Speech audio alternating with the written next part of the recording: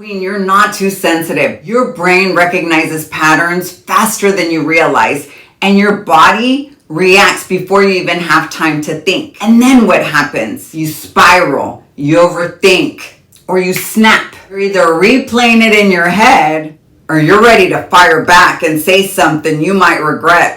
I'm going to show you how to stop the spiral in real time. How to get to a place where the same things don't even hit you like they used to. Because what's actually happening is this. Your brain recognizes something familiar and your body is reacting like it's happening again. That's the part that nobody explains.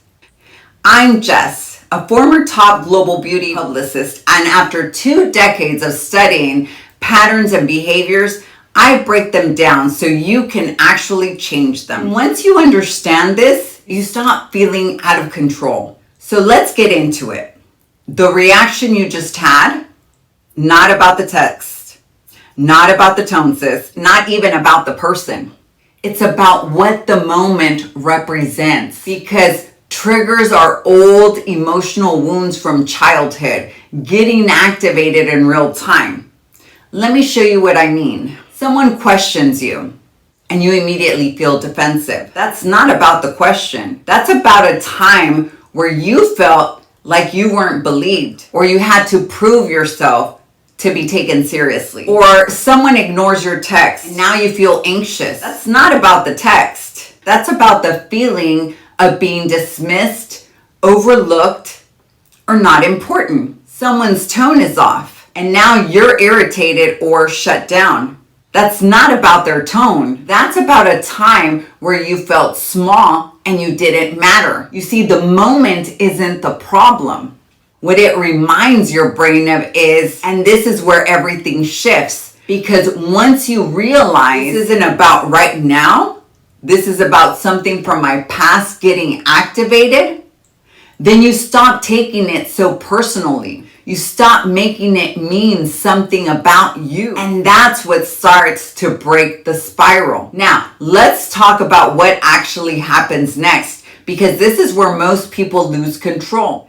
When you get triggered, your instinct is to react. If you're a fighter like me, you want to talk back, you want to defend yourself, you want to prove your point. If you're more avoidant, you shut down, you overthink, you replay it later in your head. Either way, you're reacting from the trigger, not from who you actually are. So the goal isn't to stop the trigger. The goal is to change how you respond to it. If you're a fighter, your work is learning neutrality, not silence, not suppression, responding without emotion, running the show. And that's more powerful.